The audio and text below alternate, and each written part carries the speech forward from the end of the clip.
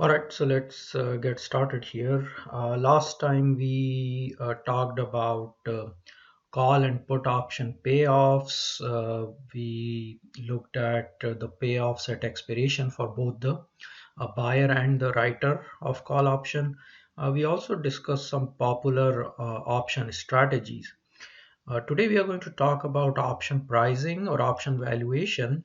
And When we say valuation, we are basically talking about the option premium, right? So here in this example that we worked with last time, the price of this call option, September expiration 160 strike call option, $9.15. So what we are going to talk about today is what are the factors that affect this option premium, $9.15.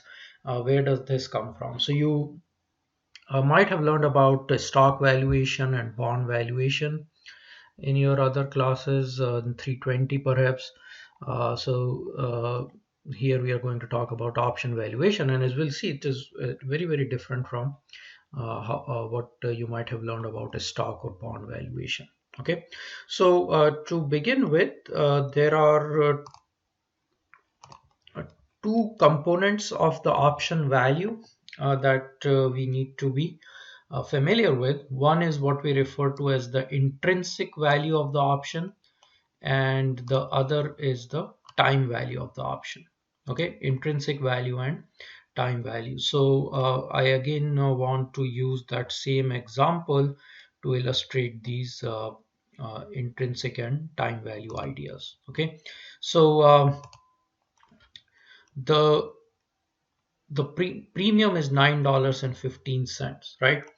The strike price is 160. The stock price at that time when you're observing this premium, it is 166.76. Okay, so let's go to the whiteboard and write down all this information and then compute the intrinsic and time value. So current stock price is 166.76.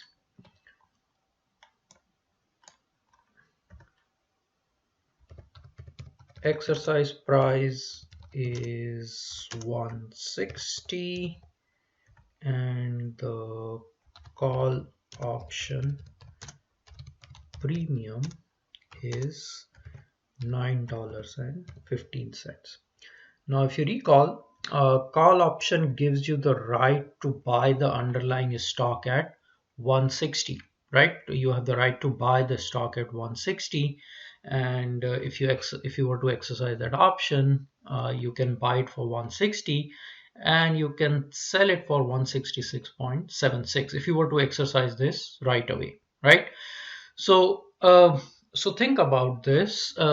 If I am holding this option, right, and if I were to exercise it, $6.76, right? That is the part that I can actually recover right away, right? By exercising the option, I can buy the underlying stock at 160 and sell it right away at 166.76, right? So that difference here is what we refer to as the intrinsic value of the option. It is if the option is in the money. So remember, this option is in the money because immediate exercise of the option results in a positive payoff, and that payoff is actually the intrinsic value of the option. So intrinsic value is in this case, for in the money option, the intrinsic value is $6.76. Okay, $6.76. Now you're paying the total premium of how much? $9.15. So that extra that you're paying on top of the intrinsic value is your time value. So $9.15 is what you're paying total. Out of that, we determined that 676 is the intrinsic value. What remains is the time value of the option. So that is $2.39, right? $2.39. 39 cents. So your total premium, right? So it should be clear from this example, the total premium, and this applies to both the call and the put, it is made up of these two components, intrinsic value and time value. Right, in this example, $6.76 is the intrinsic value. So intrinsic value is what you can recover from exercising the option right away.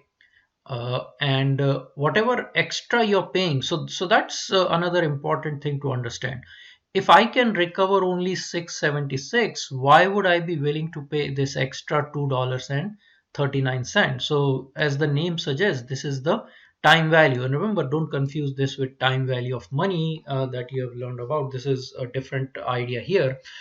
So time value is basically the idea that because there is time remaining to expiration, right? This option is expiring in 27 days, right? August 24th is the date of the quote, and we said September 20th. Let's assume that is the expiration. So this option is expiring in about 27 days. So in that time that is remaining, there is a possibility that the stock price can go up, right? So if it goes to 170, for example, you will be able to have a payoff of $10, right? Buy at 160, sell at 170, and so on. So there is a possibility that the price can go up, and therefore you can end up with a higher payoff, and you're basically paying this time value for that possibility that in the time that is remaining till expiration, your payoff might go up. Now you might say that, well, the price can go down too. And that is right, the price can in fact go down, but remember, the payoff distribution here is skewed, right? So anytime the price is 160 or lower, you're not going to exercise the option, and your payoff would be zero. You will lose the premium, but your payoff would be zero. So no matter how low the price goes below 160, it does not matter, right? All you're going to lose is the premium. But so your downside is limited, but if the price goes up, the higher it goes, the greater would be your payoff, right? So you're capturing all that upside, but your downside is limited. And because of that asymmetric distribution of payoffs that you're looking at, having time on your side is actually valuable. And that's the reason why you would be willing to pay something extra on top of intrinsic value, right? And that is what is referred to as the time value. Now, so for any option, there are these two components, right? The intrinsic value is the value that you can recover right away by exercising the option. Anything extra on top of intrinsic value, that is the time value of the option. Now, one thing to remember, and this is a very important, a common mistake that I see people making, is that if you look at these options here, right? Let's go to the quote again. All of these options, we are still talking about call options here, and now the strike price that we are looking at is 170, right? 170 strike call options.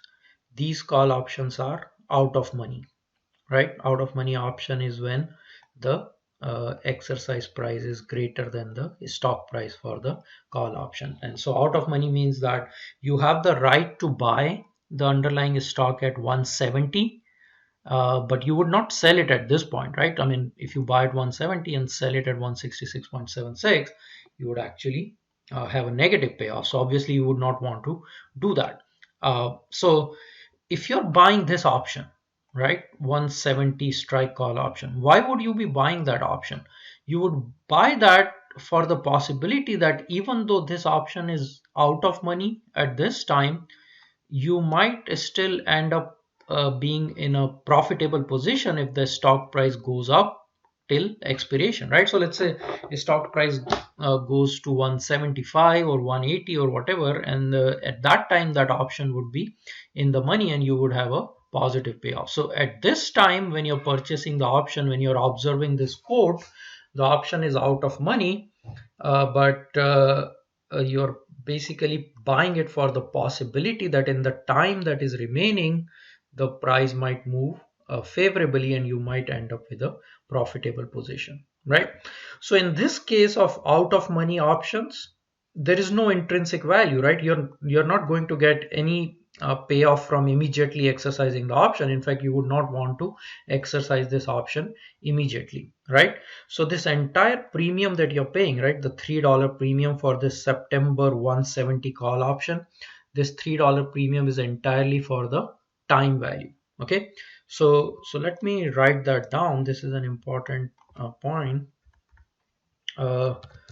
For an out of money option, and this is true for both the call and the put option, for an out of money option, intrinsic value is 0, right? There is no intrinsic value, and so the entire premium that you're paying is the time value. Again, remember, premium is intrinsic plus time value. So if intrinsic value is 0, your entire premium is the time value. So in the case of this option here, 170 strike call option expiring in September, the premium is $3, right? And that entire premium is the time value. Intrinsic value of this option is 0. So remember, intrinsic value cannot be negative, right? It's a value, right? So value cannot be negative. So if an option is in the money, you figure out how much you would get from immediate exercise of the option. That would be the intrinsic value, and whatever extra you're paying in the premium, that's the time value.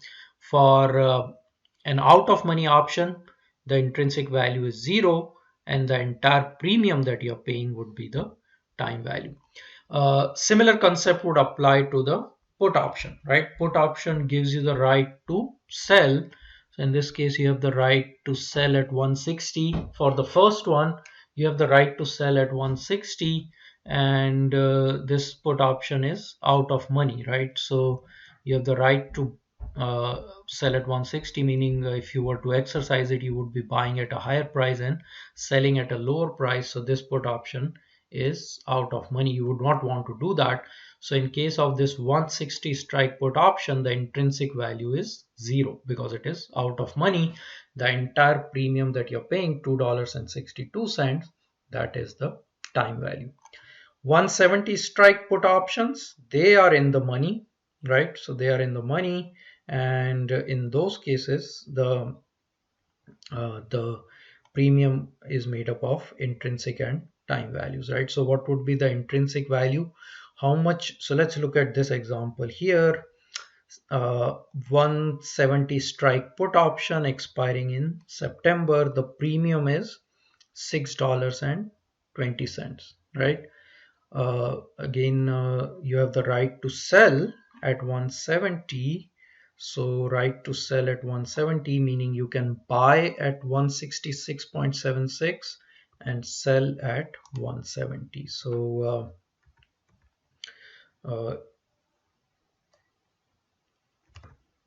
put option intrinsic value in that case would be 170 minus 166.76, right? That would be the intrinsic value. Again, this put option is in the money, right? So we are talking about this particular put option with September expiration and a strike price of 170. Okay, so this is $3.24, correct? 3.24, that's the intrinsic value, and time value would be $6.20. That's the premium minus the intrinsic value there, so that is 324. So that would be $2.96, right? $2.96. So for this option, put option, September expiration, 170 strike put option, that is the intrinsic and the time value, right? So again, this is the basic idea that anytime you are asked to compute the intrinsic and time value, the first question you need to ask yourself is this option in the money, right? And if the option is in the money, how much payoff can you get from exercising the option right away. Remember, we are talking about the payoff, not the total premium. What would be the payoff from exercising the option right away? That payoff would be your intrinsic value, and whatever extra you're paying on top of intrinsic value, that is the time value. Okay, and this discussion also highlights one important aspect of options, uh, that there are two things when you're holding an option as an option investor. At any time before expiration, you can exercise the option, but you can also sell the option. There is a difference between exercising the option and selling the option, and that is an important point to understand as well. If I so again go back to this call option example, September 160 strike call option, right? If I were to exercise this option at this time, I would be buying the underlying IBM stock at 160 and selling for 166.76. I'll make $6.76 if I were to exercise it. But if I were to sell the option, right? So I bought the option, I sell the option, right? Just like any other transaction in any other security, you can sell the option instead of actually exercising the option. If you sell the option, you can sell it for $9.15, right? Again, this is not accounting for the bid and the ask price and so on, but you will be able to sell at whatever is the bid price of that option, right? So this, obviously, by selling you're getting more money, right? You're getting $9.15 by selling. By exercising, you will only get 676. Why? Because by selling the option, you're not only getting the intrinsic value, but you're also recovering the time value of the option. And anytime the option is before expiration, it would have a positive time value, right? Because there is time remaining to expiration. So unless it's just way out of money and completely worthless, and there is no chance that it would recover, it would have some positive time value, and you will be able to recover that time value of the option by selling the option. So in almost all cases, there are few exceptions in this case, but in almost all cases that you will come across, you will find that if you want to close your option position before expiration, it is always better to sell the option rather than exercising the option. Okay, in almost all cases that would be the true, and that would be true for both the call option and the put option. And that is again because by selling the option you get both the intrinsic and the time value, the entire premium. By exercising the option, you're only getting the intrinsic value, right? And right at expiration, it does not matter because there won't be any time value remaining, right? We are right at expiration, there's no time remaining, so time value would be zero, so intrinsic value would be the same as the premium. So even at expiration you can just sell the option, because exercising would mean that you would have to buy the underlying stock and then sell it. If you don't want to go through that transaction, you can simply get rid of your option position or liquidate your option position by selling the option and selling at the prevailing price of the option. Okay, so this is an important idea here for understanding option prices. It's the intrinsic value and the time value of the option.